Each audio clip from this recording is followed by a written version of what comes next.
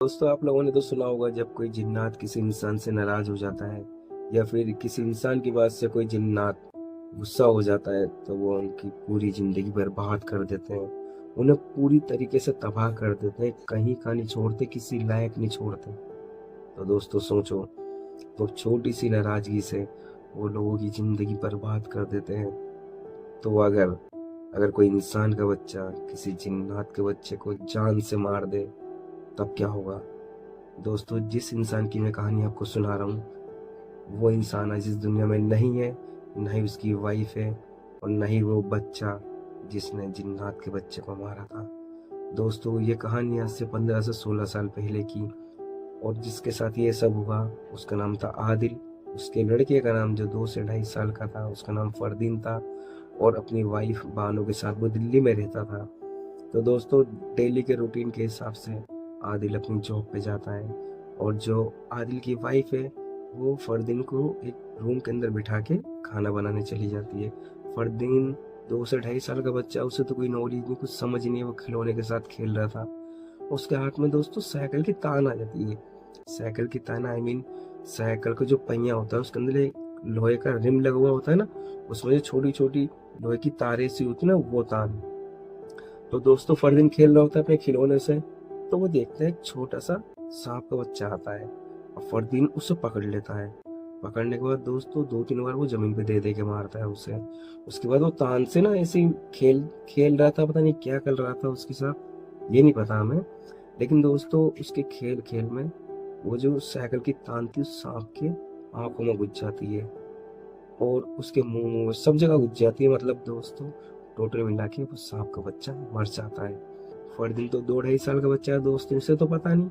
जब फरदीन की मम्मी बानो वहां पे आई रूम में, उन्होंने देखा कि फरदीन ने एक सांप का बच्चे को मार दिया है।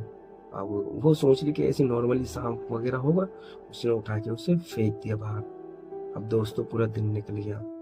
रात के टाइम आदिल जॉब से अपने घर आया होगा दोस्तों वो 7 से 8 बजे करीब, और उसके बाद 10 बजे करीब पूरे मोहल्ले वालों को आदिल, बानो, फरदीन, इन तीनों की चीखने चिल्लाने की आवाज आ रही थी कि बचाओ, कोई हमें मार रहा है, बचाओ, कोई हमें मार रहा है। जब मोहल्ले वाले वहां उसके घर पे पहुंचे तो उन्होंने क्या देखा? फरदीन मर चुका था, और वो वैसे ही मरा था दोस्तों जैसे वो सांप का बच्चा मरा था। क्योंकि दोस्तों, वो सांप का बच्चा नहीं, वो जिन्नात का बच्चा था जो सांप के रूप में घूम रहा था। फरदीन की दोनों आंखें फूटी पड़ी थी, चेहरे में भी दोस्तों उसके सरियां घुसी पड़ी थी, और इतना बुरा चेहरा हो चुका था उसका कि देखने लायक नहीं था। उसके बाद जब मोहल्ले वाले कह रहे क्या हुआ क्या हुआ, तो वो कहने लग गए आदिल और आदिल की वाइफ कि देखो ये हमें मार रहे हैं, हमारी आंखों में सरिया डाल रहे हैं। इतना कहना था कि उनकी आंखों से खून निकल रहा, कभी चेहरे पर निशान पड़ लो कुछ। मतलब दोस्तों, वो चिल्लाते रहे कि हमें बचा लो, ये हमारे सामने खड़ा है, ये हमें मार रहे हैं, हमारे सरिया मार रहे हैं। जैसे ही वो बोलते तो दोस्तों उनके कभी मुंह में से खून निकलना, कभी गड्ढा हो गया गालों के अंदर, कभी आंखों में गड्ढे हो गए। ऐसे चीखते रहे, चिल्लाते रहे। बड़ी ही बेरहमी से कोई उन्हें मार रहा था, जो सिर्फ और सिर्फ उन दोनों को दिखाई दे रहा था, बाकी किसी और इंसान को नहीं दिखाई दे रहा था। एक बुजुर्ग आदमी थे वहां पर, उन्होंने बोला कि ये हमारी समझ से बाहर है, किसी मौलाना को बुला के लाओ। तो कुछ लोग भाग के गए और एक मौलाना को बुला के लाए, और जब वो आए तो उन्होंने पढ़ाई वगैरह स्टार्ट करी। पढ़ाई करने के बाद उन्होंने बताया ये दोनों जो चीख रहे चिल्ला रहे हैं, इन्हें जिन्नात मार रहे हैं, और वो यहीं मौजूद है हम सबके बीच में। तो वो दोस्तों फिर जो बाकी लोग थे उन्होंने बोला कि कुछ तो करो, इन्हें बचाओ। तो उन्होंने बोला कि चलो मैं कोशिश करता हूँ।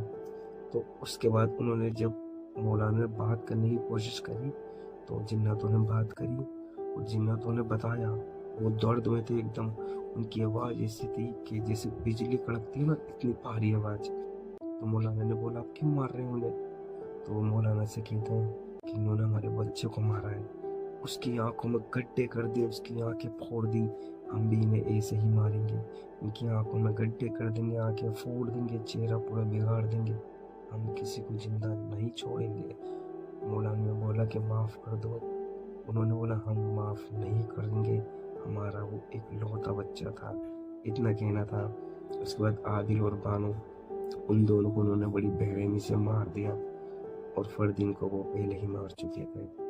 दोस्तों, उस दिन एक छोटे से बच्चे की नादानी की वजह से या उसकी गलती की वजह से कैसे भी पूरा घर बर्बाद हो गया, उजड़ गया।